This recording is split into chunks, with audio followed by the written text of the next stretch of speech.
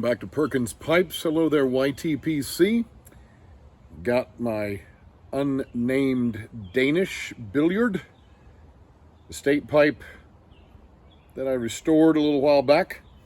Got that in hand, and it's time to do a little smoking and a little thinking. So let's get this guy lit and let's get started.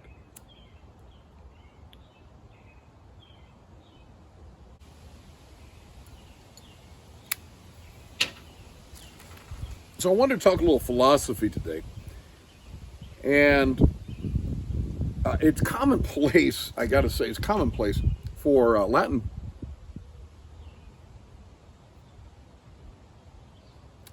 students often to have a friendly rivalry with the French classes, and vice versa for the French students to have a rivalry with the Latin students.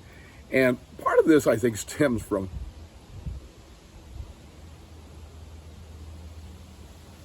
Julius Caesar and his exploits in Gaul in the decade of the 50s BC.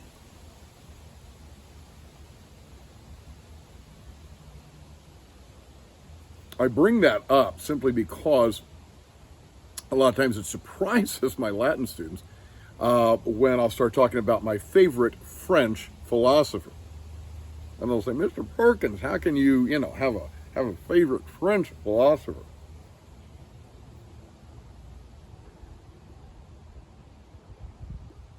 Well, this guy I was introduced to as a freshman undergraduate. And it is none other, the guy in question is none other than Montaigne. And Montaigne was an essayist.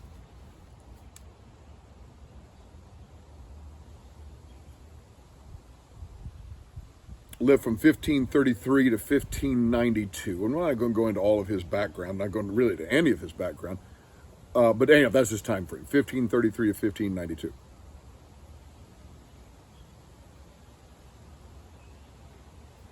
One of the most wonderful undergraduate classes I ever had was a course taught by a wonderful, wonderful woman named Elizabeth Steiner. Now, this was Indiana University. And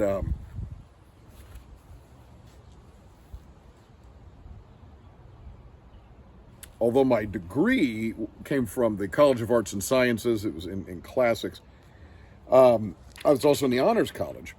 And we were able to take this class, literally it's called an honors class. I don't think it had any other particular name to it.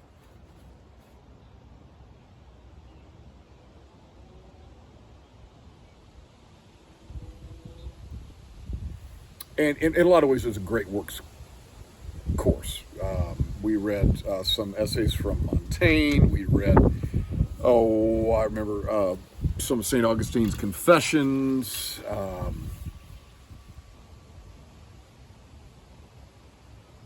David Hume.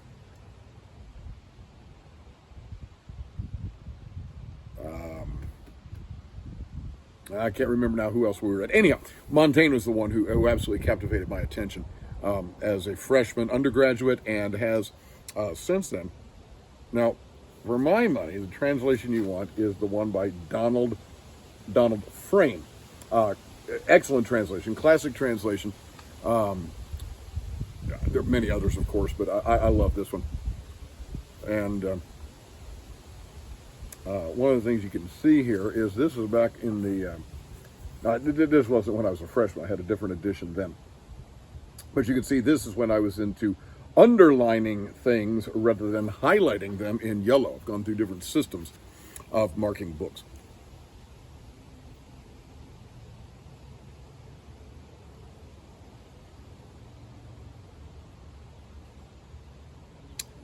And he's got all these wonderful essays, and his essay on the education of children captivated me then. I've gone back to it many times in intervening years and decades.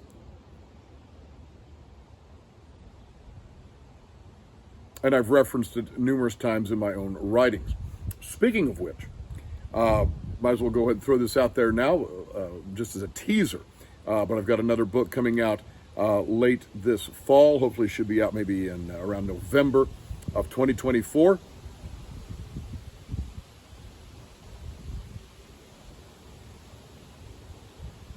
And I really kind of pay homage to Montaigne in that it is a collection of essays all on education. So can't share the title with you yet, can't share the book cover with you yet, but we'll certainly be sharing that as the year progresses and we get closer to release date. But at any rate, in his essay on education, which I don't know, let's see here. I was thinking this edition told the year. Maybe it doesn't tell the year when this essay was written. But at any rate,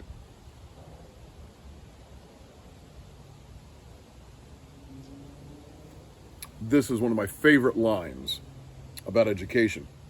He says, "It is the achievement of a lofty and very strong soul to know how to come down to a childish gait and guide it." And then he says, "I walk more firmly and surely uphill than down."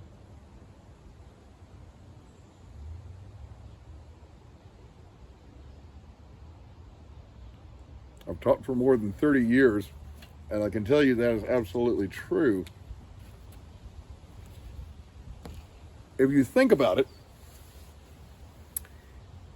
it's very easy to lose your footing if you're walking downhill. And if you ever do any kind of hiking or anything like that, or even just walking through some hilly terrain, perhaps in your own neighborhood,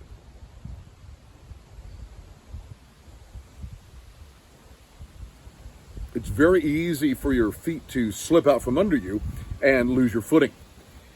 When you're going uphill, well, it's harder in terms of the kind of cardiovascular.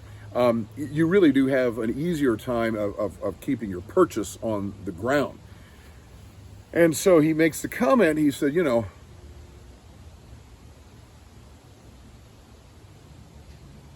most of us want to teach the upper level stuff, all right? Math teacher may prefer to teach calculus. The Latin teacher may prefer to teach the poetry of Virgil. This sort of thing. And he says it's the mark of a strong and lofty soul that knows how to come down to a child's gait and guide it.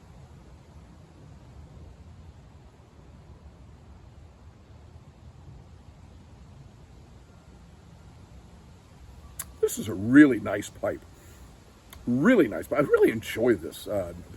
Pretty grain. I don't know that it pick up that well in the camera, but boy, I enjoy this little Danish billiard. At any rate, it is. And you think about teachers that you've had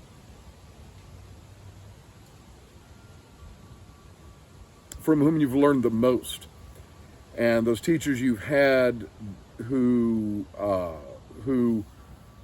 frustrated you. They were up here. You're still learning this stuff, right? And they're talking up here, and it's confusing. Very often, especially in high school, you may recall, and college, collegiate level, university level as well.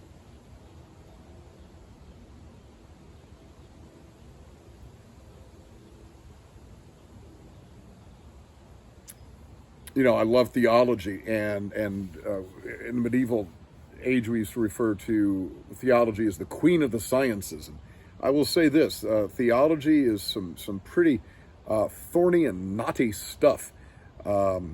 Knotty, K-N-O-T-T-Y, not naughty, N-A-U-G-H-T-Y. Some pretty thorny and knotty stuff. But you notice that Jesus,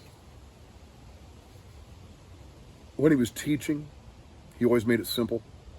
He always gave those parables and broke things down so people could understand them.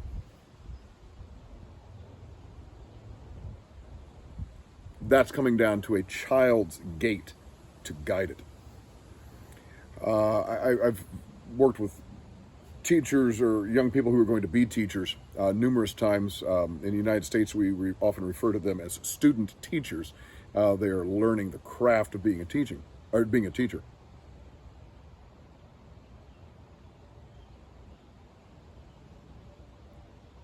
the things I've said to them over the years, it's as if when you're driving, right, you need to look out onto the road to see where the potholes are so that you can know how to avoid them. And the same is true for a good teacher. Obviously, you've got to know your content, but you've got to know your students as well. And you've got to know where they are likely to go into the ditch, where they are likely to hit a pothole or run off the road, so that you can get there before they do and guide them around those difficult spots. Well, that's not for everybody. Again, I think Montaigne is right. It's a mark of a strong and lofty soul that knows how to do that. Most of the time we want to charge ahead. And you think about it too, a lot of people love to use vocabulary, big vocabulary, right? We like to use terminology. And it doesn't matter if you're in a piping community, you're into cars, you're into music, whatever.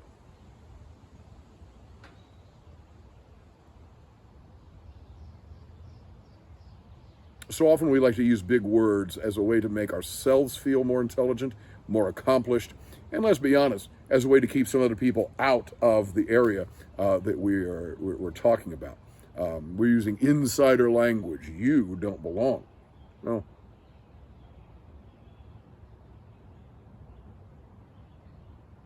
I'm not fond of that. There's a lot of technical language when you're teaching a language like Latin. Sometimes that's unavoidable. All right, so you have to teach the language about the language.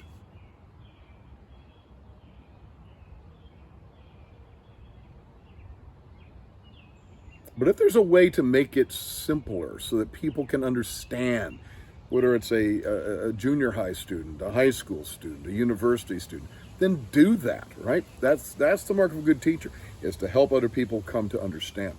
So talk to us a little bit. Who were some of your favorite teachers? Feel free to name them if you like, or just tell us what class it was that classes that they taught you. What about them met Montaigne's definition?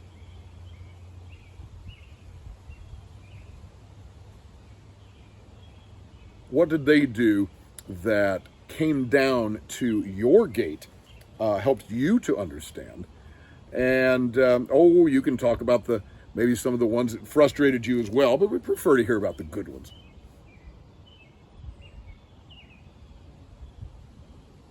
So if you've got any of those, we'd love you to share those.